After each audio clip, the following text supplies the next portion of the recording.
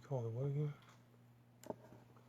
Assalamu alaikum wa rahmatullahi wa barakatuh. Just give me a second, brothers, on the first feed. I'm trying to set up the other one. I apologize.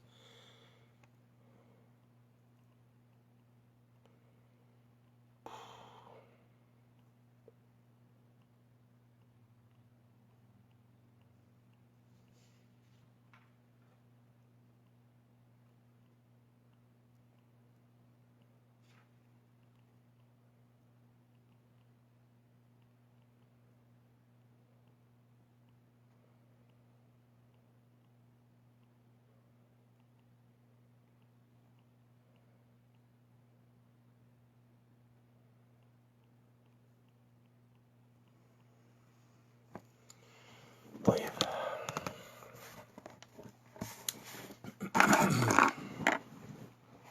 الحمد لله رب العالمين وصلى الله وسلم وبارك على نبينا محمد وعلى آله وصحبه أجمعين.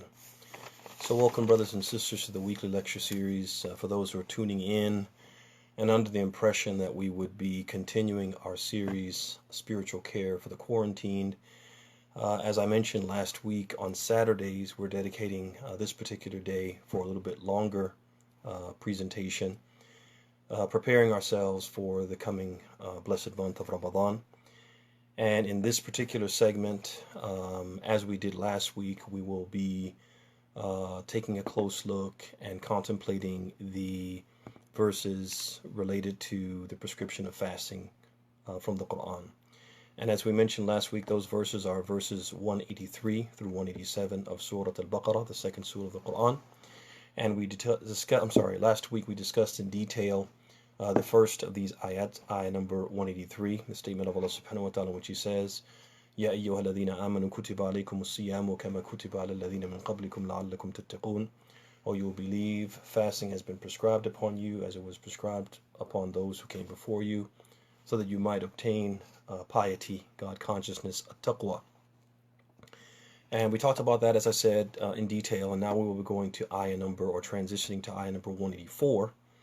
And that is the statement of Allah subhanahu wa ta'ala, in which He says, أَيَّامًا مَعْدُودَاتٍ فَمَنْ كَانَ مِنْكُمْ مَرِيضًا أَوْ عَلَى سَفَرٍ فَعِدَّةٌ مِنْ أَيَّامٍ أُخَرٍ وَعَلَى الَّذِينَ يُطِيقُونَهُ فِدْيَةٌ طَعَامُ مِسْكِينٍ فَمَنْ تَطَوَّعَ خَيْرًا فَهُوَ خَيْرٌ لَهُ وَأَنْ تَصُومُوا خَيْرٌ لَكُمْ إِن كُنتُمْ تَعْلَمُونَ. Which means a limited number of days. So whoever amongst you is ill or on a journey during those days, he may postpone the fasting and make up the days missed from other days. As for those who are able to fast but do so with hardship, they suffer hardship when fasting, a concession is granted, feeding a needy person each day instead. Whoever does good voluntarily, it is good for him or her, and fasting is better if you only knew. So Allah subhanahu wa ta'ala, in the previous verse, He mentioned the obligation to fast. And as one would expect, the people who received this message from Allah subhanahu wa ta'ala at that time, they may have been caught off guard. They may have been a little bit afraid of whether or not they would be able to fulfill this obligation, and also were not totally clear on what that obligation could potentially mean. So when Allah says, Kutiba alaykum as-siyam, fasting has been prescribed upon you, fasting, what does that mean? Fasting all day? Fasting perpetually? Meaning that in order to be Muslim, every day you have to be basically observing fast. Fasting becomes something perpetual, something part and parcel of being a Muslim, observed every day by every Muslim, regardless of his circumstances. They became a little nervous, perhaps. And so Allah subhanahu wa ta'ala, of His mercy, He responded to that nervousness, that anxiety. And He says, أَيَّامًا مَعْدُودَاتٍ. He says a fixed number or a limited number of days. To make it clear that these days that they have to fast, it's not a perpetual fast, but it is a fast which is extremely easy to observe and very doable, because it is a limited number of days which they required to observe it.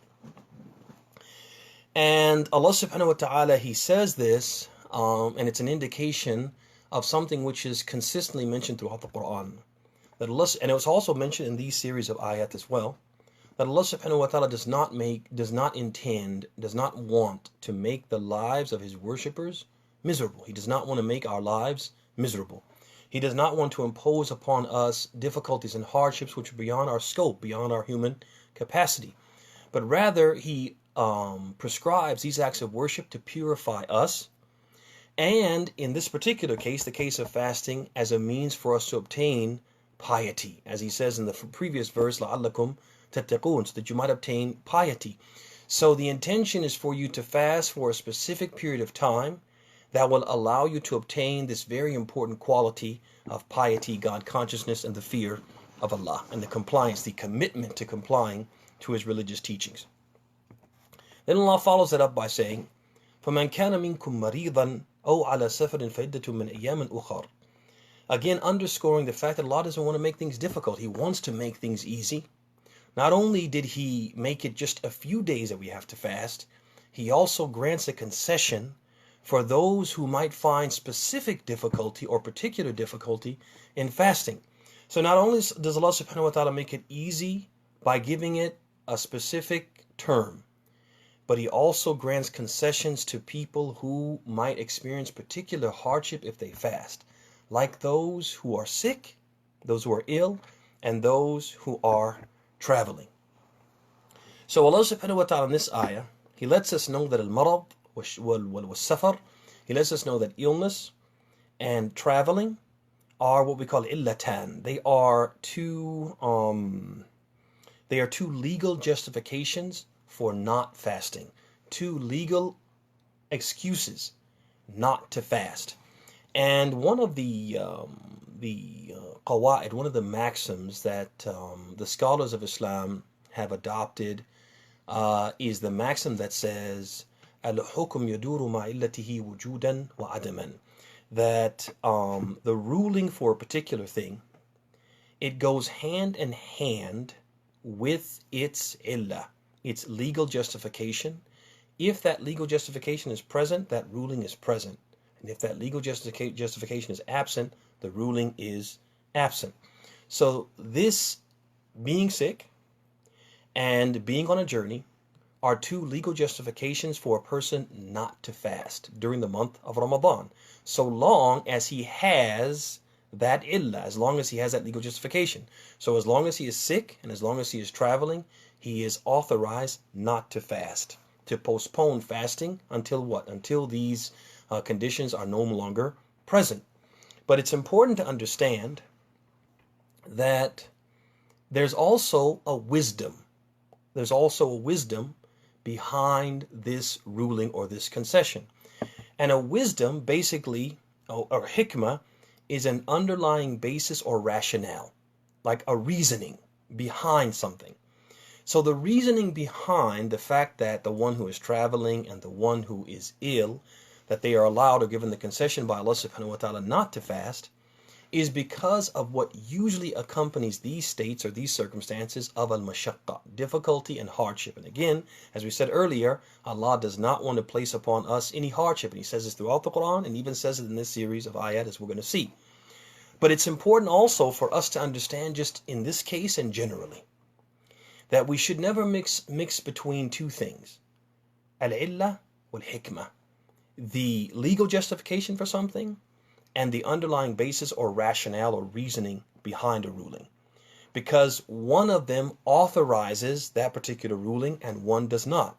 So in the case of al-mashaqqa, difficulty, hardship, that, as we said, is the hikmah and it's not the illah. Allah didn't, the legal justification is not mashaqqa, the legal justification is illness and traveling. But the rationale between that legal justification is al-mashaqqa, what we anticipate or expect of difficulty and hardship.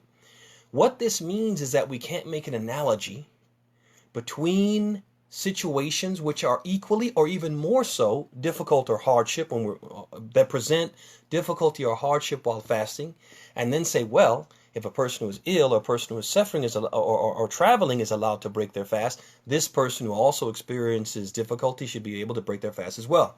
So sometimes what happens, brothers and sisters, you have people who, for example, when they they work very strenuous jobs.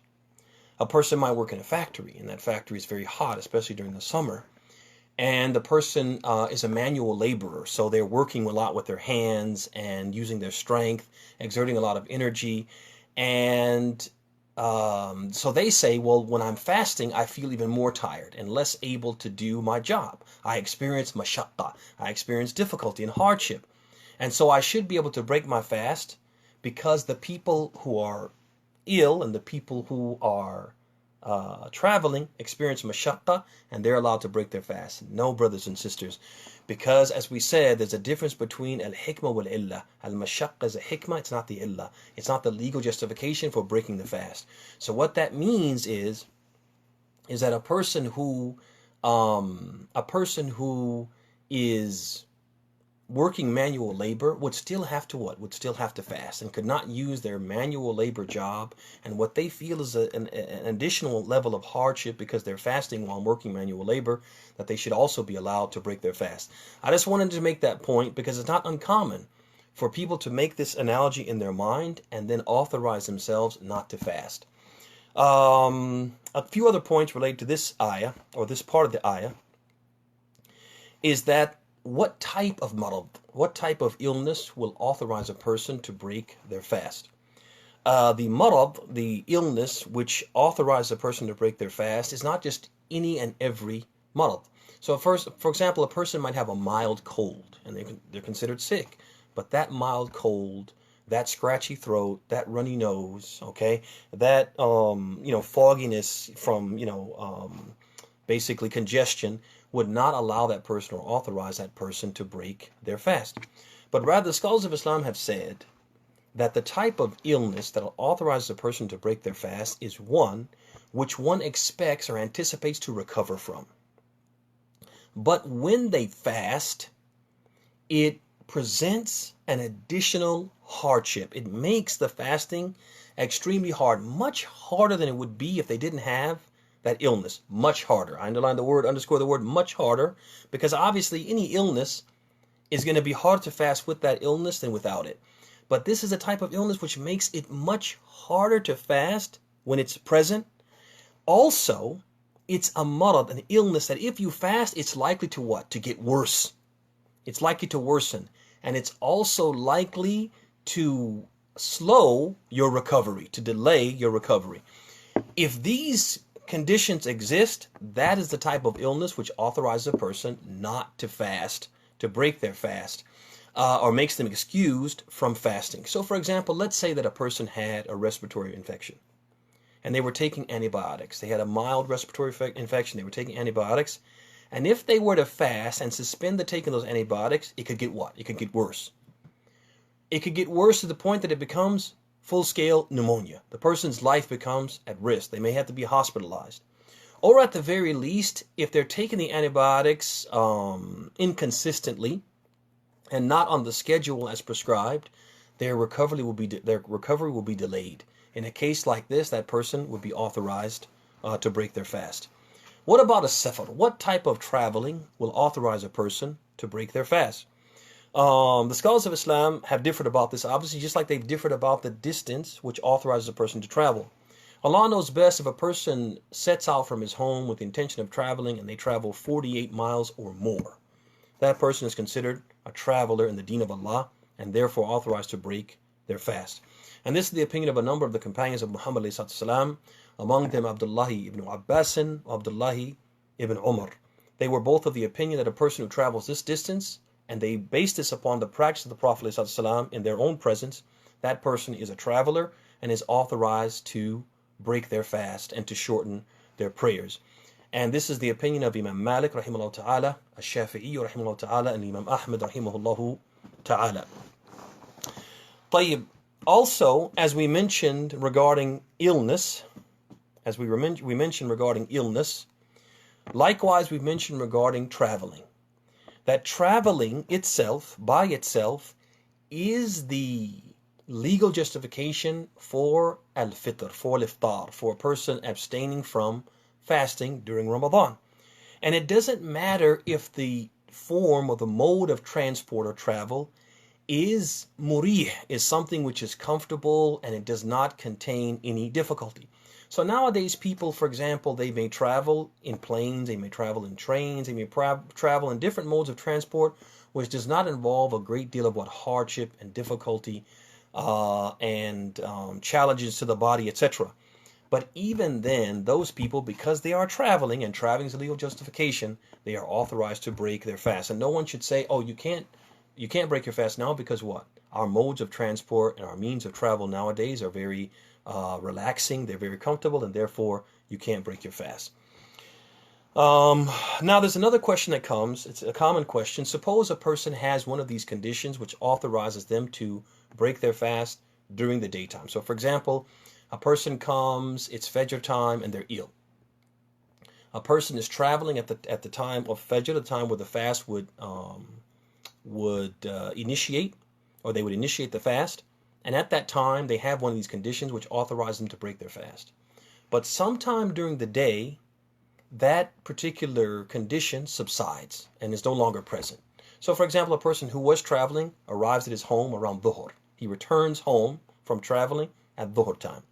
Or a person who was ill in the morning. For example, let's say that he woke up, he had some stomach illness, some stomach bug, and he was vomiting, let's say. Azakumullah. And by Dhuhr, he felt fine. He felt fine, the issue had subsided, and he felt strong, and he felt able to what? To fast. Are those people who their condition which they had during the early part of the day existed and authorized them to break their fast? Once that condition subsides, are they now required to begin fasting? The scholars of Islam, of course, have differed. But Allah knows best. The correct opinion is that if a person started the day not fasting, they continue that day not fasting. And then they resume the fast the following day. And this is supported by the statement of Abd'Llah ibn Mas'ud, in which he said, "Man akala awwal an-nahar falyakul akhirahu." He said, whoever ate during the first part of the day, then let him eat at the last part of the day. Meaning that there is no real benefit in fasting half of a day, because that person at the end of the day, that day will not count for them. And the only exception to that is a person who accepted Islam during the daytime of Ramadan. That person obviously would begin fasting, and that day would actually count for them. ثم بعد ذلك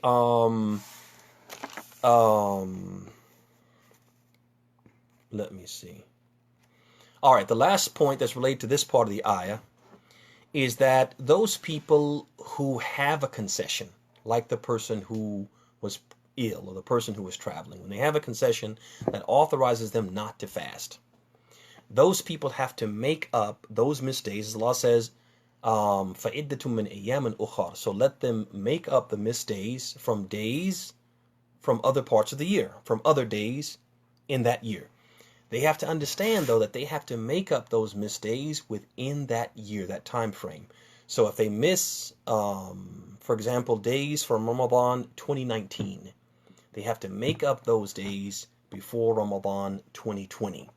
And if they don't do that, and the reason is because of negligence, meaning that nothing was stopping them except laziness, except procrastination, etc., and the next Ramadan comes, and they have not made up those days, not only are they required to make up those days, but they're also required to feed for every day that they have to make up a poor person as a gharama, as a penalty for their tafrit, for their negligence. And this is very important for, not to pick on the sisters by any means, but it's very important for sisters because sisters, they have specific physiological circumstances that prevent them from fasting certain days every Ramadan.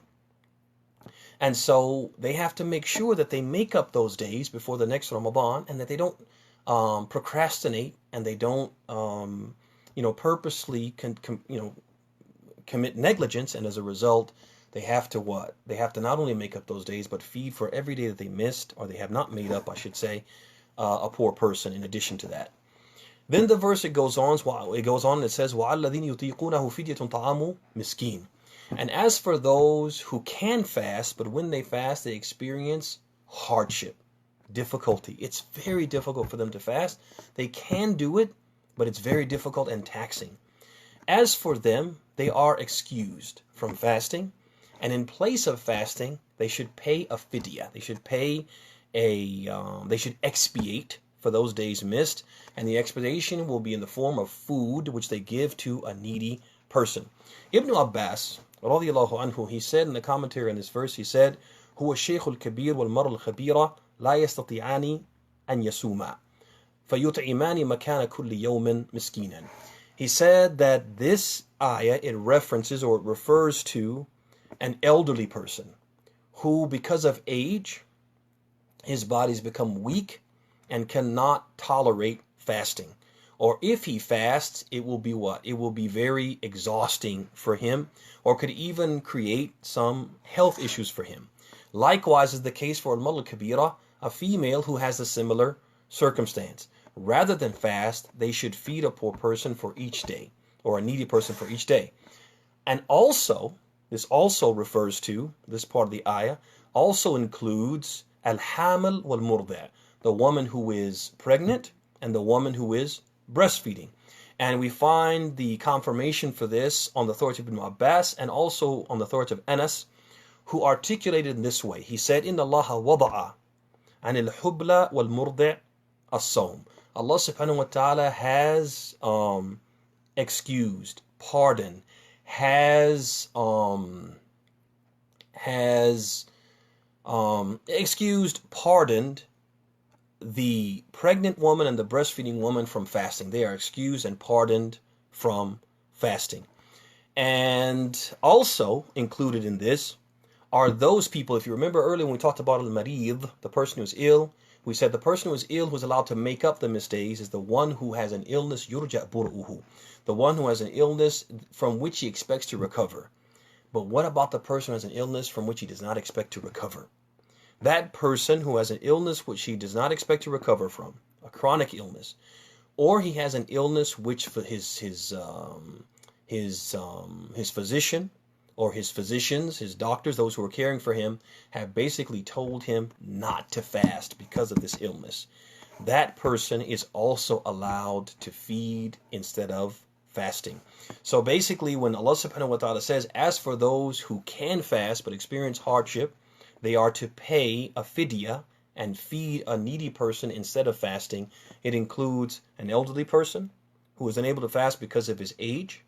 It includes a pregnant woman, a breastfeeding woman, and also a person who has a chronic illness from which they do not expect to recover, or which doctors, healthcare professionals advise him not to fast. طيب, al-fidya, this fidya that we're supposed to pay, what is it? What form should it take? And how much should we pay? Allah knows best. There's some difference of opinion about this amongst the scholars, and in our modern time, perhaps the best and most safest thing to do is for a person to give a wajba, a meal, for every day to a needy person. It is preferred that that needy person be a Muslim. But if a person cannot find a Muslim who really is entitled or worthy of the fidya, does not fit the description of a faqir, an impoverished person, or a miskeen, a needy person, then if he does not find someone like this from the Muslims, then he can give that to a non-Muslim. But what is preferred and who should be given priority? The Muslims who fit this description. And also, it is best that for every day he feeds a different poor person. And some of the scholars have given an example. They say, for example, let's say that there is a place, like for example, a homeless shelter, or another place where a particular neighborhood where masakin can be found, poor people, needy people can be found. It is best for a person to let a certain number of days pass from Ramadan and then collect that number of needy people and feed those people a wajba, feed those people a meal. So for example, let's say that a pregnant or breastfeeding woman was not going to fast, but was going to feed in place of those days. Let 10 days pass, for example, and then go to that place where those needy people live or gather and take 10 of them and feed those 10. Let another 10 days pass and feed 10 more, like that. This is what the scholars have suggested. But if a person were to select one miskeen and give that miskeen a wajba every day, a meal every day in Ramadan, that would also what? That would also work and be acceptable. Then the verse goes on, it says, فَمَنْ تَطَوَّعَ خَيْرًا فَمَنْ تَطَوَّعَ خَيْرًا فَهُوَ خَيْرٌ لَهُ. But whoever voluntarily does good, it is good for him. And here, this obviously, it had a meaning when a siyam was first legislated. We talked about this last week. But once the siyams, the way that siyam was legislated changed, the meaning of this verse also what? It also changed slightly. So previously, فَمَنْ تَطَوَّعَ خَيْرًا فَهُوَ خَيْرٌ لَهُ, it referenced the people who had the choice, because in the beginning when fasting was first prescribed, people were given the choice to feed or to fast. This verse is basically saying to them, whoever does more than what he's required voluntarily, it's good for him. Meaning, if you fast and feed, that will be good. If you fast and feed 2 people instead of 1, that will be good for you, etc. But now that people don't just have the option, if they don't have a concession, they have to fast. فَمَنْ تَطَوَّعَ خَيْرًا فَهُوَ خَيْرٌ لَهُ. It would mean, in the case of the one who is fasting and required to fast, that if he volunteered to feed people in addition to fasting, that would be good for him, and he would get an additional reward. And also for the one who is allowed not to fast but to pay fidya instead, if that person, rather than feeding 1 person, fed 2 or fed 3, that will be khayrun lahu. That will be good for him. And then Allah subhanahu wa ta'ala says at the end of the ayah, وَأَن تَصُومُوا خَيْرٌ لَكُمْ إِن كُنتُمْ تَعْلَمُونَ. And fasting is better for you if you only knew. If you only knew. And so basically what that means is that you have some people who they have a concession from Allah, like the person who is traveling, or a woman who is breastfeeding, but does not fear for herself and does not fear for her child. These people, they can fast. They're allowed to fast. And so it's as if Allah is saying that if a person is able to fast, then fasting is better for them. Fasting is better for them, although they have the option not to fast. And although they have the option not to fast. But if a person is not able, they should not force themselves to fast when that is not good for them and they've been given this concession. Why? Because Allah loves it that when He gives us a concession, we take advantage of it. As the Prophet said in the hadith, led by Ahmed, he said, إِنَّ اللَّهَ تَعَالَى يُحِبُّ أَن تُؤْتَى رُخُصَهُ كَمَا يَكْرَهُ أَن تُؤْتَى مَعْصِيَتُهُ. He said Allah subhanahu wa ta'ala loves it when you take advantage of His concessions, just as He hates it when you violate or you do the things which He counted as sins. Then the second ayah that we'll cover tonight, and we'll stop after this ayah, is ayah number 185 from Surah Al-Baqarah, the third verse in the list of verses which prescribe fasting. And that is the verse where Allah subhanahu wa ta'ala says, شَهْرُ رَمَضَانَ الَّذِي أُنزِلَ فِيهِ الْقُرْآنُ هُدًى لِلنَّاسِ وَبَيِّنَاتٍ مِنَ الْهُدَى وَالْفُرْقَانِ فَمَنْ شَهِدَ مِنْكُمُ الشَّهْرَ فَلْيَصُمْهُ وَمَنْ كَانَ مِنْكُمْ مَرِيضًا أَوْ عَلَى سَفَرٍ فَعِدَّةٌ مِنْ أَيَّامٍ أُخَرَ يُرِيدُ اللَّهُ بِكُمُ الْيُسْرَ وَلَا يُرِيدُ بِكُمُ الْعُسْرَ وَلِتُكْمِلُوا الْعِدَّةَ وَلِتُكَبِّرُوا اللَّهَ عَلَى مَا هَدَاكُمْ وَلَعَلَّكُمْ تَشْكُرُونَ. And subhanallah. طيب. So Allah, He says what means in this verse, the month of Ramadan in which the Quran was revealed, a guidance for the people, and clear proofs of guidance and the criterion between right and wrong and truth and falsehood. So whoever is a resident when the month begins, then let him fast. And whoever is ill or on a journey, then fast an equal number from other days. Allah wants ease for you, and He does not want to make things difficult. And He wants you to complete the period, to glorify Allah for that which He has guided you, for that to which He has guided you, and that you give thanks to Him.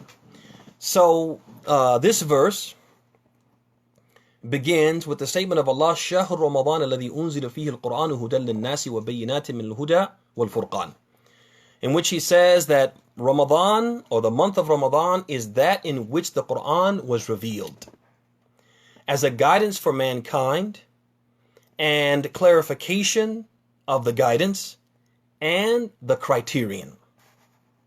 So the month of Ramadan, one of the things Allah is highlighting here is that the month of Ramadan is the month in which the revelation of the Quran was initiated. The first verses of the Quran revealed to the Prophet ﷺ were revealed in the month of Ramadan.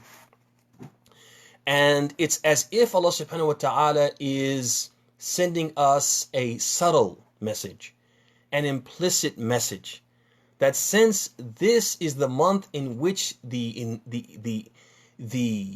revelation of the Quran was inaugurated, then the Quran should have a very special place and should be given a great deal of attention and a great deal of concern and a great deal of importance in this month. And we see this supported by the actions of the Prophet ﷺ, the actions of his companions, Ridwanullahi ta'ala alayhim, and the actions of the early Muslims and Muslims throughout what? Throughout history. As for the Prophet ﷺ, Abd'Llah ibn Abbas, he mentioned in Sahih Bukhari, كان جبريل عليه السلام يلقى النبي صلى الله عليه وسلم في رمضان حتى ينسلخ تعرض عليه النبي تعرض عليه النبي القرآن أو تعرض نعم يعرض عليه النبي القرآن أنا آسف. So he said, Ibn Abbas, he said Jibreel would come and he would meet with the Prophet sallallahu alaihi wasallam every day in Ramadan until Ramadan ended. Every day in Ramadan to the end of Ramadan, he would meet with what? He would meet with the Prophet ﷺ, Jibreel. And the Prophet each day would read the Quran to him, present parts of the Quran. They would revise parts of the Quran together. The Prophet would recite it, and if he made any mistakes, Jibreel would correct him. They would talk about the meaning of it, etc. All of that during what? During Ramadan. Every day in Ramadan. And in the last year of the Prophet's life, he presented or he read the Quran to Jibreel twice. As far as the early Muslims, we'll take one example, the example of Uthman ibn Affan, who he used to complete the reading of the Quran. And this is not fairy tale or legend. This is true. He used to complete the reading of the Quran every night. Every night he would have a khatmah. Uthman ibn Affan in Ramadan. Every night in Ramadan he would read the entire Quran radiallahu anhu. As far as al-A'imma, the early Muslim scholars and those who we respect and love and admire, among them Imam Malik and Imam Ahmed, they used to, for example, they were big time students of the deen and big time teachers of the deen. We already know this, that they had hundreds of students, maybe thousands of students, and they themselves were avid readers and researchers of the deen to learn more so they could teach better. But in Ramadan, they would close what? They would close their books. They wouldn't read, they wouldn't study anything but the Quran. And they would stop giving fatwa, they would stop giving religious verdicts, and they would stop teaching. They would suspend their classes in Ramadan, and they would say, هذا شهر القرآن. This is the month of the Quran, the month in which our entire concern should be with, or our entire focus should be on the Quran. And Ash-Shafi'i rahimahullah ta'ala, just to give another example of these early Muslim scholars that we respect and honor, is that he would also complete the reading of the Quran every day, twice a day in Ramadan, once during the daytime and once at night. Sittuna khatma. He would complete the reading of the Quran 60 times in Ramadan. And this shows you this level of ihtimam, and these are our role models. These are the people that we look up to. These are the people that we're supposed to try to emulate. And this is the example that they're setting for us. And so when Ramadan comes, the Quran has to be our constant companion. We have to get off social media. We have to get off the internet. We have to turn off the TV, unplug the TV.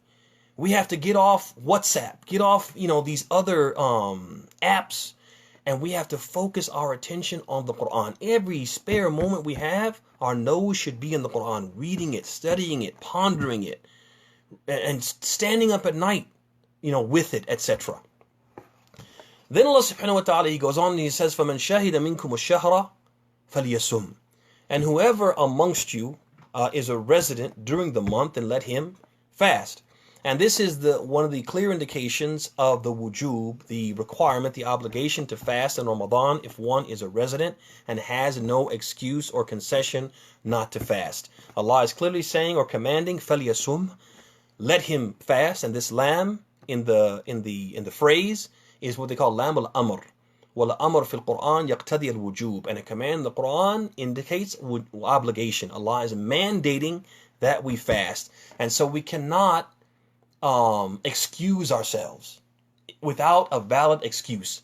Nor should we be those people who actively try to create an excuse.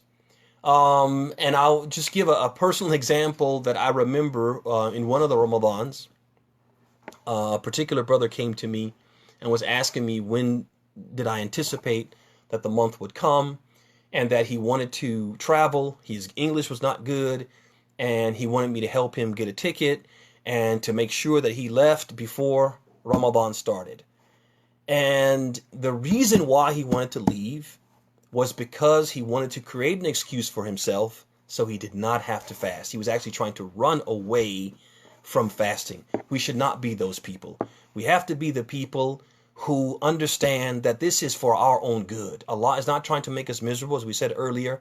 Allah is doing this for our own good, and we can't be the people who run away from something which is good for us. ثم بعد ذلك Allah subhanahu wa ta'ala says يريد الله بكم اليسر ولا يريد بكم العسر ولتكملوا العدة.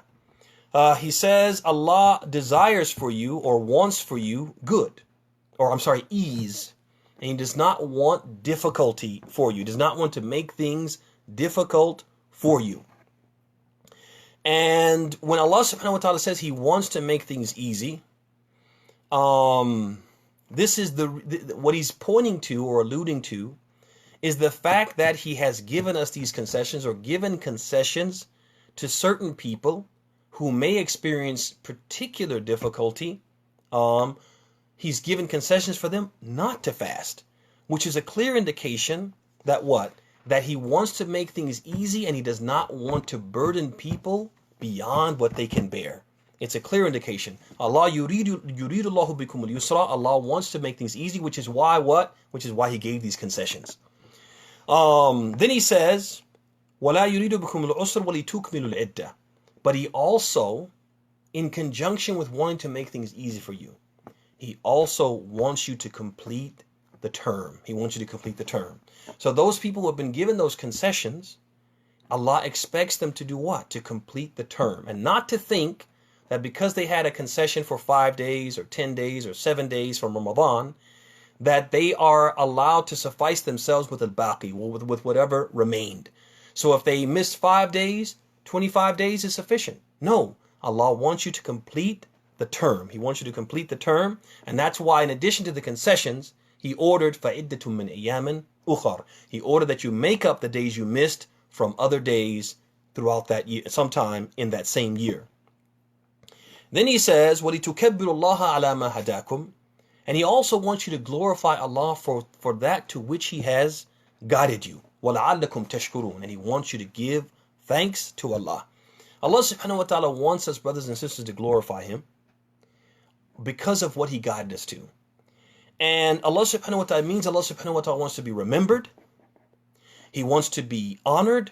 He wants His name to be magnified by His servants. And that encompasses the glorification and magnification of Allah subhanahu wa ta'ala that we do at the end of Ramadan. At the end of Ramadan, the time of Eid, we make these what? We make this takbir, right? We make this takbir. That this is one example of what Allah intends when He says, وَلِتُكَبِّرُوا اللَّهَ, that you make takbir of Allah. But also it means that Allah subhanahu wa ta'ala is glorified because of His greatness in His tashri', in the legislation that He gives us. His greatness in the sense that we are His servants, and we glorify Him through what? Through these acts of worship. And then we complete the acts of worship, we glorify him because it's he who enabled us to complete them, etc. and so on. So this is what Allah subhanahu wa ta'ala means when he says, وَلِتُكَبِّرُ اللَّهَ. Then he says, وَلَعَلَّكُمْ تَشْكُرُونَ. Allah subhanahu wa ta'ala wants to be thanked. He doesn't want us to show ingratitude. Thanked for what, ya ikhwan? Thanked because he has guided us. Guide us to the faith. Guide us to Islam. And then when we became Muslims, he legislated for us a method or a means to obtain something that we need. Something that's going to benefit us, at-taqwa. As he said, كُتِبَ عَلَيْكُمُ السَّلَامُ كُتِبَ عَلَيْكُمُ الصِّيَامُ كَمَا كُتِبَ عَلَى الَّذِينَ مِنْ قَبْلِكُمْ لَعَلَّكُمْ تَتَّقُونَ. So that you would be pious. And you're going to benefit from that piety. So we thank Allah for that he created this means, that he legislated and created for us this means, for us to what? For us to gain this taqwa, which is one of the keys to paradise, and the keys to all success in this world and hereafter. And we also thank Allah subhanahu wa ta'ala for making the fasting easy for us, although he could have made it difficult. He could have made it difficult. And when there was difficulty in it, he made it what? Easier. So we thank him for that. And we also thank him for being merciful to us. And we thank him for being merciful to us through the prescription of fasting. And fasting being another sign, another manifestation, if you will, of his mercy. And how is that so? And I'll close with this. Is that when you contemplate fasting just in general, and you ask a person, for example, what is fasting? What does fasting mean to you? Give me one word to describe fasting in Islam. Very few people would say a mercy. Very few people would say that. Very few people would think of fasting and the prescription of fasting as a mercy. But if you read the ayat, the ones that we've been studying, the ones that we've studied thus far and the ones that we have yet to study, you're going to see so many indications, so many signs, so many demonstrations of Allah's mercy upon us that, yeah, he deserves to be thanked for that. And so, for example, just ala ujala, we'll mention a few of them that we've covered thus far from the ayat that we've covered thus far. So, for example, we said that Allah subhanahu wa ta'ala prescribed fasting. And we said specifically what that fasting is, the duration, the time duration for each day. It starts from tulu al-fajr ila ghurub al-shams. It starts from the crack of dawn to sunset. That's a mercy from Allah. Because he could have made it what? A longer duration. He could have made it for the entire day, if he willed. Also, as we talked about last week, he legislated fasting tadrijiyan, in stages. He didn't just legislate it in one go the way that we know it now. But rather he legislated in stages so that people could do what? They could gradually accustom themselves and acclimate themselves to what fasting is. Again, mercy from Allah subhanahu wa ta'ala. Also, he said, كُتِبَ عَلَيْكُمُ الصِّيَامُ كَمَا كُتِبَ عَلَى الَّذِينَ مِنْ قَبْلِكُم. He legislated or prescribed fasting upon you as he prescribed it upon those who came before you. He didn't ask us to do something which he didn't ask other people to do. Again, another type, another form, or another demonstration of Allah's mercy. Not asking us to do more than other people did, right? Nor, and telling us that what I'm asking you to do, I've asked other people to do as well. But from the demonstrations or the indication of Allah's mercy that are present in the prescription of fasting, is he said, أَيَّامًا مَعْدُودَاتٍ. He said a fixed number of days. No, you don't have to fast perpetually. Although I could order you to fast and make that part and parcel of being Muslim.